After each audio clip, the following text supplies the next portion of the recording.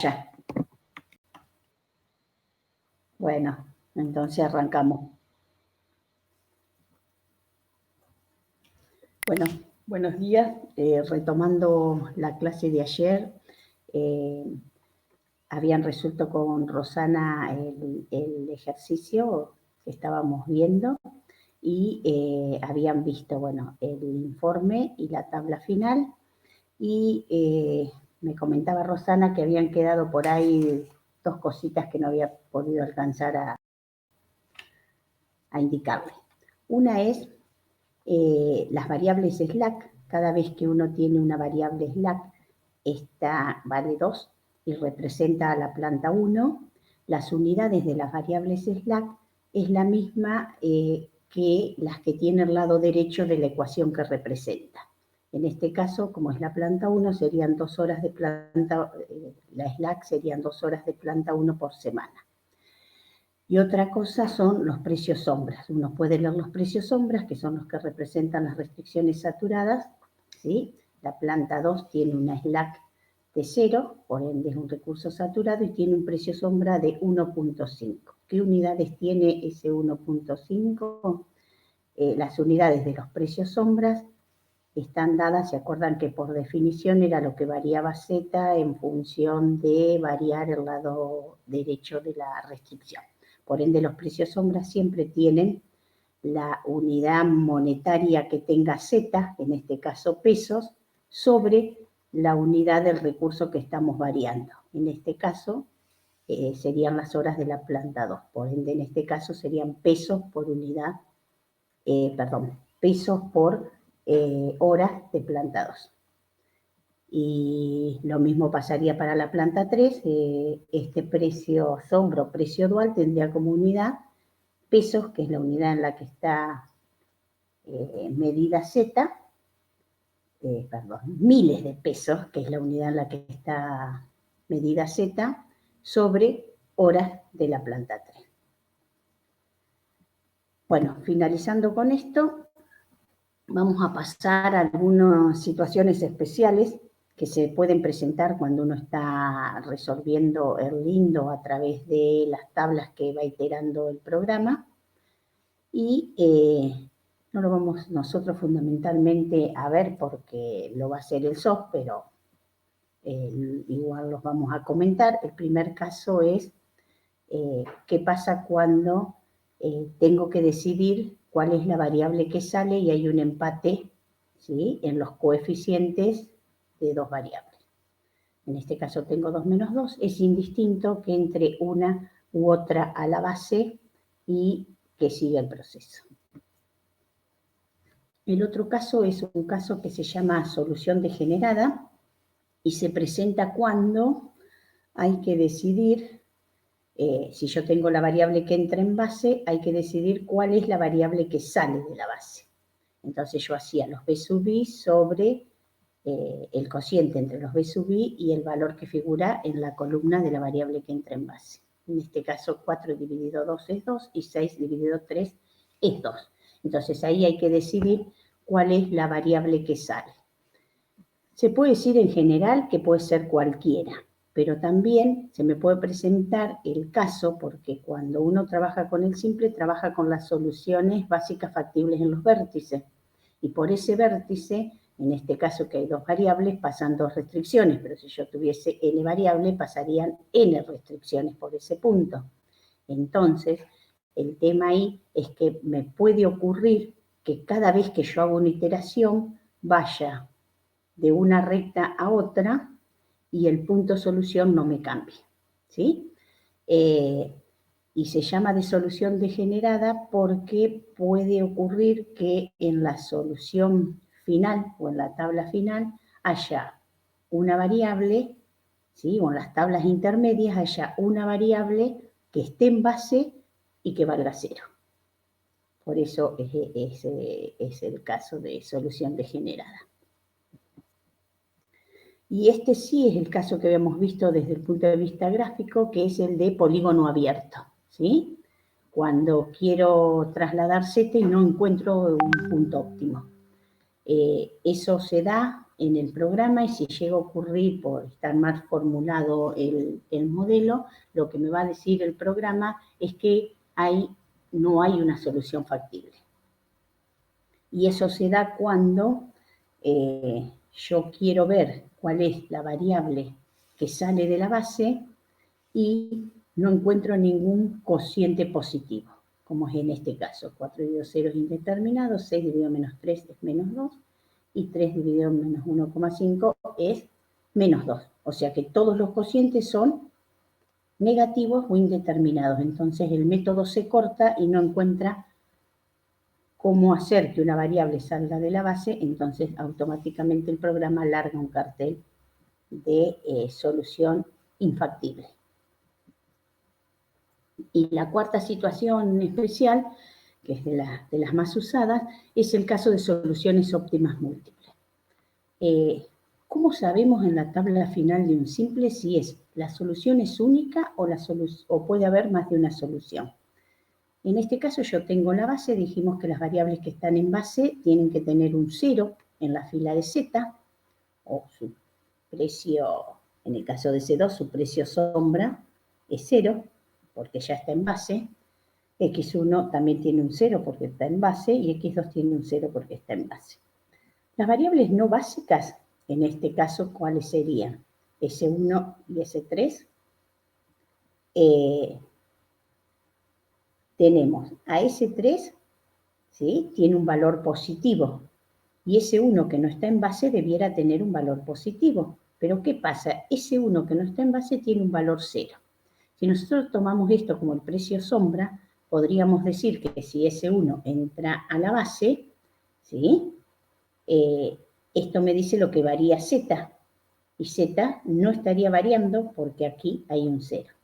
Entonces, ¿cómo sé en una solución o en una tabla final si hay soluciones alternativas? Las soluciones alternativas se dan cuando una variable que no está en base o una variable no básica tiene un 0 en la fila del Z. Bueno, ese es uno de los casos que después más van a usar para saber si la solución final es única o hay soluciones alternativas. Cuando hay muchas variables, por cada variable no básica que tenga un 0 en la fila de Z, habría una solución alternativa. O sea que en un problema de muchas variables puede haber más de una solución, varias soluciones alternativas. Bueno, el otro caso que vamos a ver es qué pasa cuando yo no tengo el formato estándar del modelo, ¿sí? Primero vamos a ver qué pasa cuando yo tengo que maximizar una función z y tengo mezcla de restricciones. No solo restricciones de menor, sino que puedo tener de mayor y puedo tener de igual. Lo que pasa ahí es que hay que usar una técnica que se llama de la variable artificial, porque en estos problemas, tanto cuando empieza a aparecer una ecuación de mayor o una de igual, el punto 00, que es la solución básica inicial del simplex, deja de pertenecer al polígono.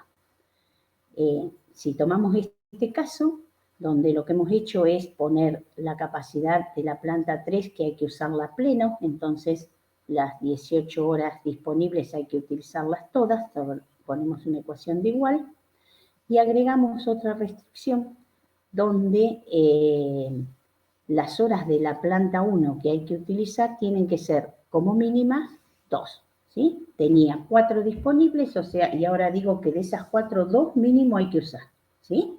Entonces, entre 2 y 4 son las horas que yo voy a tener que utilizar en la planta 1. Si yo grafico ese problema, fíjense en que lo que me queda como polígono, que no sería un polígono, sino un segmento, es este que está acá.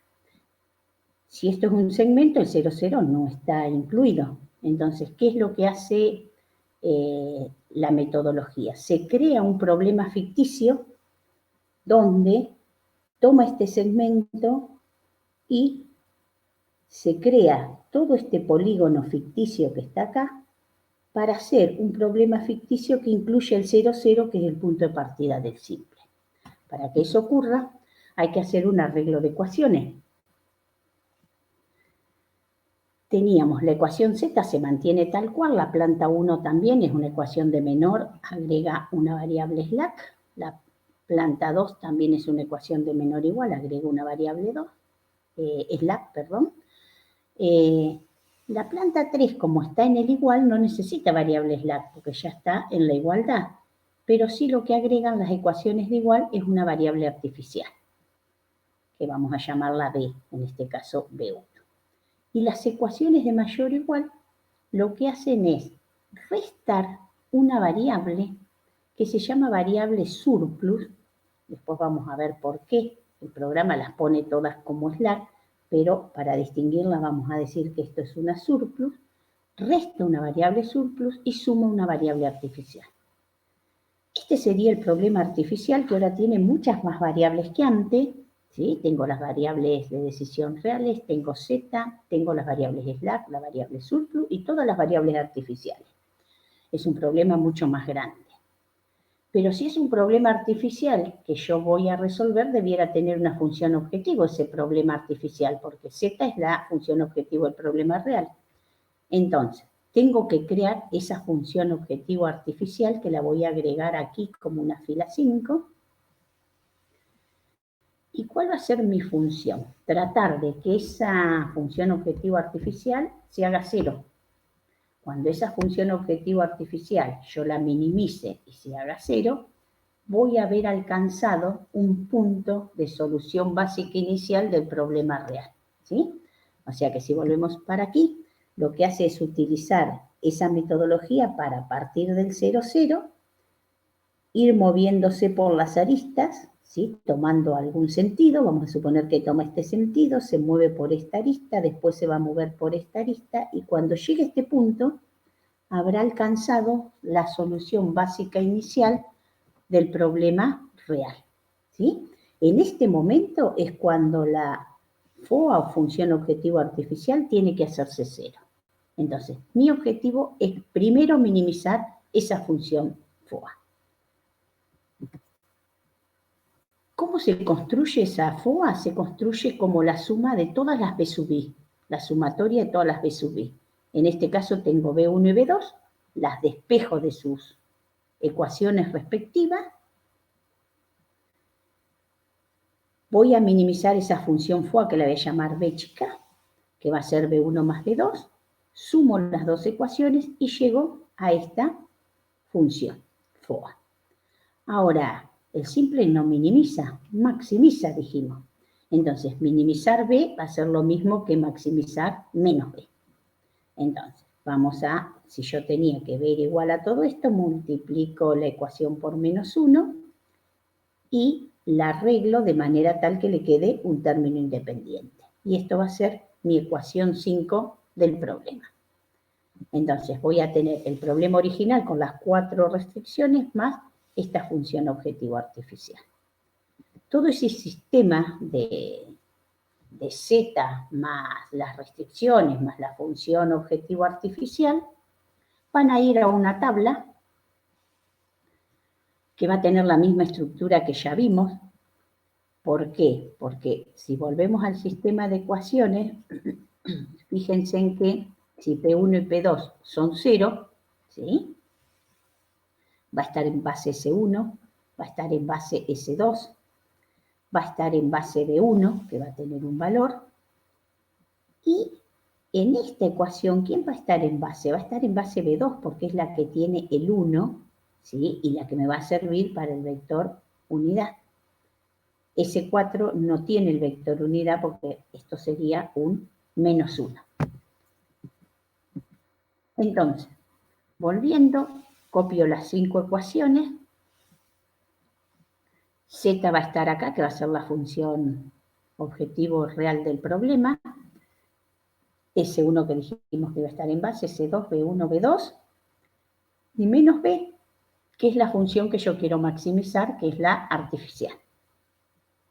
Esta tabla se arma con los coeficientes que tiene cada una de estas variables en cada ecuación, tal cual lo vimos antes. ¿Cuál es la diferencia? Que ahora para hacer la iteración no va a mirar la función z, sino que va a mirar la fila de la función artificial, porque yo lo que estoy trabajando es con esta función ahora, que es la que quiero minimizar, ¿sí? En esta tabla en particular, b vale 20. Entonces, miro en esta fila, elijo de los negativos el de mayor valor absoluto, y lo que sé es que P1 va a entrar en la base. ¿Quién va a salir de la base? Otra vez lo mismo, dejando la primera fila de lado y la última, hago 4 dividido 1 es 4, esto es indeterminado, 18 dividido 3 es 6, y 2 dividido 1, 2. De los cocientes elijo el más chico, por ende B2 se va a ir de la base y va a entrar P1. Si yo haría la transformación de la tabla, obtengo esta nueva solución básica factible del problema artificial. Fíjense en que B disminuyó, o sea que estoy logrando mi objetivo de minimizar, pasó de 20 a 12. Hago lo mismo, en esta fila todavía hay negativos, entonces elijo la variable que entra en base, me fijo cuál es la que se va de la base, siempre con la misma dinámica. Y fíjense en que iteré, transformé la tabla y B vale 6. Pero todavía tengo un valor negativo, entonces sigo iterando. Hago una iteración más y fíjense en que en esta iteración menos B vale 0. Quiere decir que en este punto yo abandono ahora el problema artificial porque he alcanzado esta solución que me da acá, es una solución básica, factible, inicial del problema real. ¿Sí? Donde Z vale 27, S4 vale 2, S2 vale 6, P2 vale 3 y P1 vale 4. En ese momento que la B es 0, automáticamente B1 y B2 no están en base, quiere decir que B1 y B2 también valen 0, y la menos B tiene el vector unidad para poder leer este valor de 0. En ese momento, entonces, las filas que están en naranja se anulan y me quedo con la parte blanca de la tabla, que si miro no es la solución óptima, porque acá hay un valor negativo ya en el Z real. Hago una iteración más y llego a esta tabla donde acá sí, si miro la fila de Z, no hay valores negativos, entonces esta es la solución básica factible óptima del problema real. Donde Z vale 36, S4 vale 0, S1 vale 2, P2 vale 6 y P1 vale 2. O sea que hay que fabricar 2 lotes semanales de P1, 6 lotes semanales de P2 y S1 vale 2, o sea que en la primera ecuación que representaba a la planta 1, esa restricción no está saturada, sino que tiene un sobrante de 2 horas semanales en la planta 1.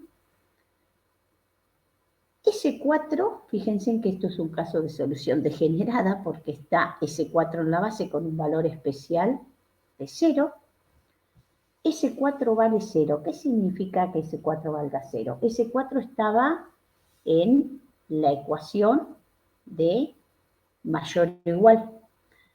Entonces, si S4 vale 0 y la ecuación era que P1 era mayor o igual que 2, quiere decir que esa restricción está saturada. Como es una surplus, la 4, porque está en una ecuación de mayor o igual, el significado que tiene es que yo podía usar mínimo 2, estoy usando exactamente el mínimo permitido de esa restricción. Después teníamos S1, S2, que vale 0, también quiere decir que la planta 2 es una restricción que está saturada y tiene un precio sombra asociado, eso está bien. Bueno, las B, por supuesto, no aparecen. y me estaría faltando, y ese 3 creo que no tenía en el modelo. Déjenme que vuelva un poquito para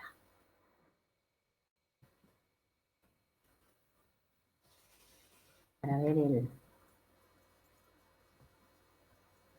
el modelo. Ese 3 no habíamos puesto porque en la restricción 3 era de igual, ¿sí?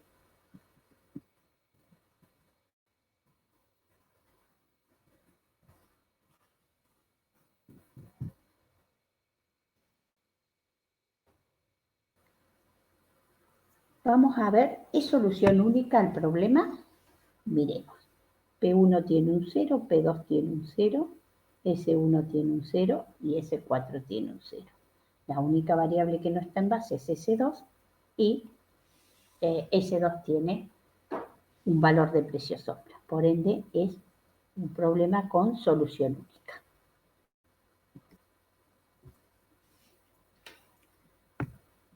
Si este problema nosotros lo entráramos en el soft, vamos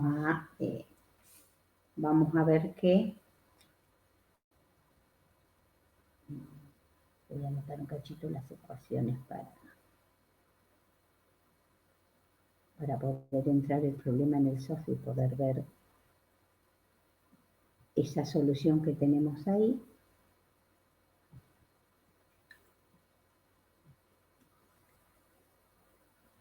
Fíjense en que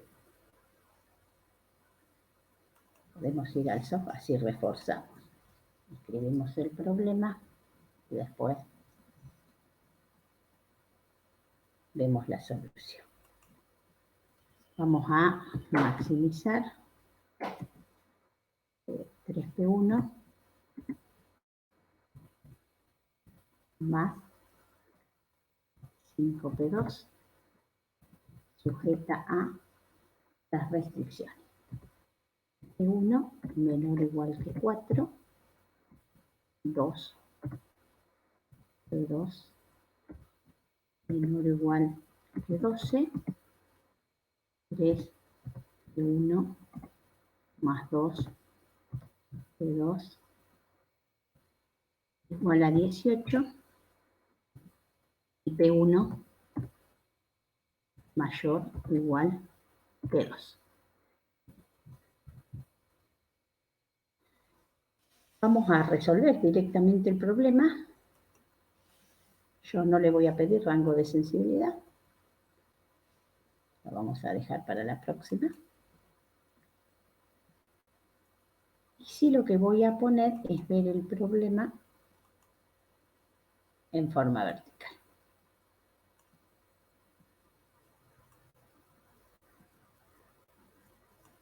Esto, como dijo Rosana, es el informe, ¿sí? Donde me dice el valor de Z, el valor de P1, el valor de P2, el valor de todas las variables slack y surplus, los costos reducidos y los precios duales. Esto, como dijo Rosana, esta columna no es ni más ni menos que la fila de Z si nosotros la pusiésemos en sentido horizontal. Así que lo mismo que estábamos mirando, podríamos leerlo en este informe. Ahora vamos a pedirle, parados acá, le vamos a pedir la tabla final, que era el tablón. Cuando nosotros le pedimos la tabla final, en un problema donde ya hay ecuaciones mezcladas, fíjense en que el programa le pone slack a todos, ¿sí? Aunque nosotros sabemos que en la última ecuación tenemos una surplus, porque es una ecuación de mayor o igual. ¿Por qué se llama surplus? Porque en el caso este que nosotros estuvimos viendo, justo la variable da 0. Pero si esa variable hubiese tenido un valor, lo que está significando es cuánto yo estoy sobrepasado del límite mínimo. Vamos a suponer que ese valor hubiese valido 1 en esa restricción, quiere decir que yo estoy sobrepasado 1 hora semanal del límite mínimo. Por eso se llama surplus, porque está más allá de, ¿sí? A diferencia de las slack que eran holgura. ¿Por qué quería mostrarles esto? Porque, bueno, la información es igual que antes, hay una ecuación particular, que es la de igual, que no tiene ni variable slack ni variable surplus, y es una ecuación interesante porque a mí me dice que yo tengo que usar exactamente las 18 horas de la planta 3. Mi pregunta sería, ¿qué pasa si yo uso o varío ese lado derecho en una unidad? ¿Qué pasa con Z? Necesitaría también un precio sombra y la tabla final no me dice nada al respecto. Por eso, para saber ese dato, sí o sí tengo que tener el informe final. Fíjense que en la ecuación 4, que era la de igual, ¿sí? Acá dice slack 0, por supuesto, porque no tiene ni slack ni surplus, pero acá aparece su precio sombra asociado, que es lo que no podemos ver en la tabla final. Si yo tengo una pregunta relacionada con qué pasa con Z, si varía el lado derecho de una ecuación de igual, sí o sí necesito tener este informe final para poder responder. No me sirve la tabla final. ¿Por qué? Porque los soft lo que hacen es haber eliminado las B que eliminamos nosotros, B1 y B2, que si nosotros volvemos a las tablas, si ustedes se fijan, cuando eliminamos B1 y B2, de ahí podríamos haber rescatado este 1. ¿Sí? Eso es lo que quería por ahí que les quedara claro y por eso pasé el ejercicio al soft. Volviendo, bueno, ahí yo les dejé el informe para que se pueda ver. El otro caso que nos queda es qué pasa cuando tengo que minimizar una función. Dijimos que el soft, perdón, el simple, no minimiza, sino que maximiza. Entonces ahora mi función original de z hay que minimizarla, lo que yo voy a hacer es maximizar menos z.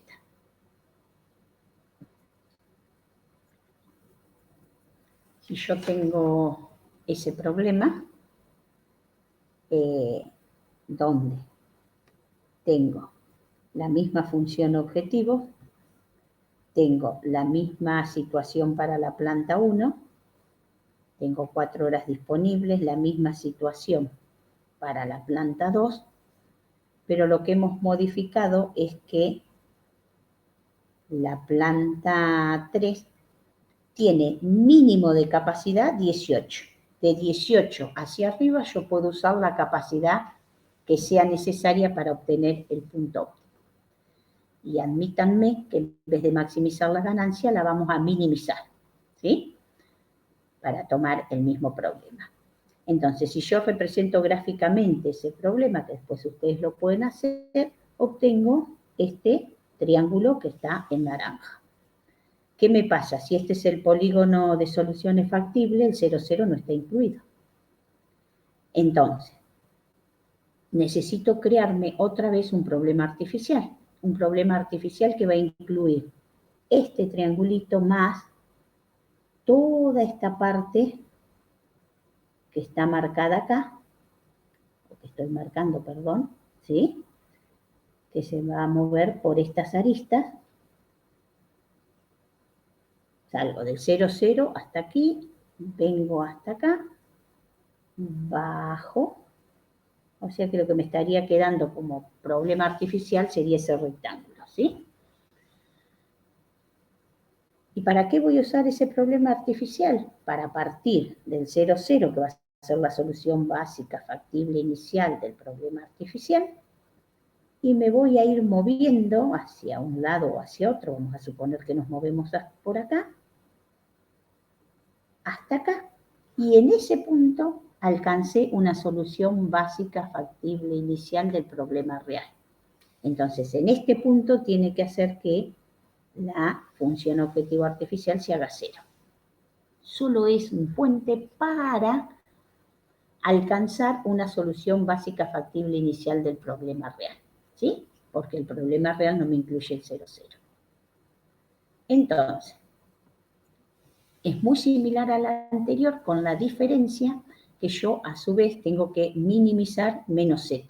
Entonces me tiene que aparecer ahora en vez de z un menos z en la ecuación de la función objetivo real. Lo que hice es al anterior multiplicarla por menos 1, o hacer un despeje distinto. Esta es una ecuación de menor, se agrega variable de holgura. Esta es una ecuación de menor, agrega variable de holgura. Y esta, que es una ecuación de mayor, resta una variable surplus y suma una variable artificial. Y ahora me falta crear la función artificial, que era b, que es la sumatoria de las b sub i. En este caso tengo una sola b sub i, que es b sub 1. Así que con ese criterio me armo, o sea que b va a ser directamente b sub 1. Y yo necesito menos b también porque no puedo minimizar b, sino que tengo que maximizar menos b. Hago el arreglo de la cuarta ecuación y otra vez me creo mi tabla como siempre. Acuérdense, fíjense en que la diferencia ahora, que acá en vez de estar z está menos z. Porque tengo que minimizar la función objetivo real y tengo que minimizar la función objetivo artificial, que ahora también es menos b. Arranco las tablas mirando esta fila hasta que la b se haga 0, y a partir de ahí trabajo con el problema real. Si quieren después lo pueden hacer ustedes. Y fíjense en que esta es mi tabla ya final de todo el problema, donde menos z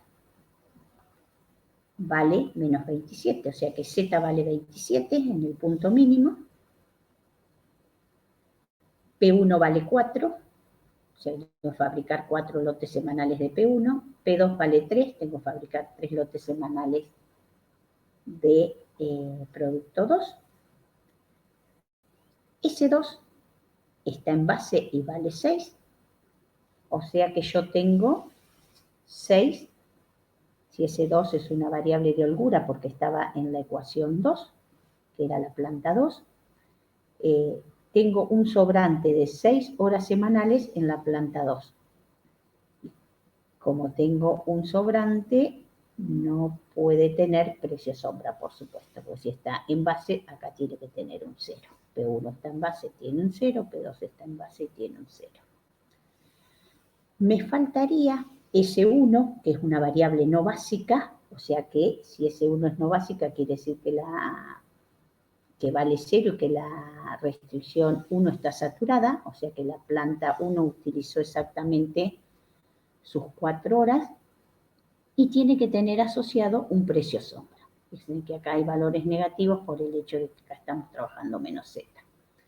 Entonces tiene un precio sombra de 4.5, que serían horas, perdón, si es precio sombra serían pesos por hora de planta 1. Quiere decir que si yo logro una hora más semanal en la planta 1, Z estaría variando en 4.5 pesos por hora que yo incremente el lado derecho. Lo mismo me pasa con S3. S3 es no básica, o sea que vale 0, quiere decir que la planta 3 es un recurso saturado, pero como es una ecuación de mayor o igual, lo que estoy significando es que estoy usando exactamente las 18, el mínimo permitido de las 18 horas disponibles por semana. Otra vez tiene un precio sombra asociado que va a estar dado en pesos por hora de la planta 3. Y me va a decir que si yo varío el lado derecho de la ecuación, Z va a variar en 2.5 pesos por hora que yo varíe el lado derecho de la ecuación 3. Si usamos el lindo y entramos el problema al lindo, otra vez vamos a obtener el informe final, donde me va a dar todos los mismos valores que estuvimos viendo, P1, P2, sus costos reducidos serán 0, porque estaban en base, o sea que en la fila Z tenían un 0. La slack 2, que vale 0, dijimos planta 2, recurso saturado, tiene un precio sombra asociado de 4,5. La planta 3 tenía una holgura, perdón, esta era la planta 1, esta es la planta 2 que tiene una holgura, por ende no tiene precio sombra, y la planta 3 que también es un recurso saturado y tiene un precio sombra asociado.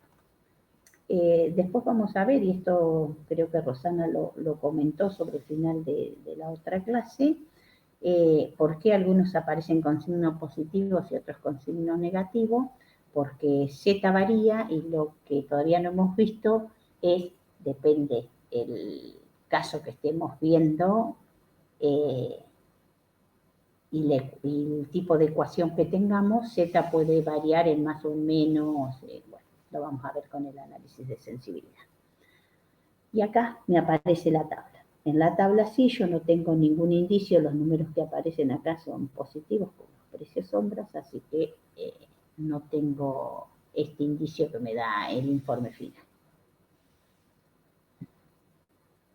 Bueno, y esto sería como para cerrar todos los casos posibles, y por ahí esto no se los di en las transparencias que subí primero, pero me pareció bueno como para cerrar el tema, que son algunos los conceptos de solución en los que se basa el simple, que al ser, dijimos, un método iterativo, siempre funciona de la misma manera, sea el caso que tengamos o el problema, ¿sí? Primero, que para simplificar solo analiza las soluciones factibles en los vértices, ¿sí? Para encontrar esa solución óptima del problema. Esto es una simplificación porque si yo tomara todo el polígono podría llegar a tener infinitas soluciones que ir chequeando, iterando, y se haría muy largo el tiempo de cómputo. Entonces, que utilices las soluciones FEP solamente, eso es una simplificación. ¿Qué es un algoritmo iterativo? Ya lo vimos. ¿Y qué estructura tiene ese algoritmo? Bueno, primero que siempre parte del 0, 0, o elige valor 0 para las variables de decisión del problema, para obtener esa solución FEP inicial o solución básica factible inicial para el caso de los problemas ampliados. Siempre que sea posible. Si no es posible, uso la técnica de la variable artificial. Después, cada vez que realiza una iteración para ir de la solución FEP que tiene actualmente a una solución mejor, siempre elige las soluciones factibles en un vértice adyacentes, ¿sí? ¿Qué significa esto? Dijimos que solución factible en un vértice adyacente es aquella que comparte al menos n-1 restricción. Quiere decir que se mueve por las aristas de la región factible. Para moverse por las aristas, para encontrar el sentido en el que se mueve, ¿qué es lo que analiza? La tasa de mejoramiento de Z, ¿sí? Y lo que hace es, se mueve hacia aquella solución factible en un vértice adyacente, ¿sí? Que tenga la mejor tasa de mejoramiento de Z. Y ahí resuelve y hace esa prueba de optimalidad. Es decir, parado en una solución factible en un vértice, analiza por las aristas correspondientes si hay una tasa de mejoramiento de Z, si la hay, itera, si no la hay, para y tiene la solución óptima. Bueno, espero que con esto puedan hacer los modelos, al menos responder algunas preguntas, y algunas otras les van a quedar para responder con el tema de análisis de sensibilidad.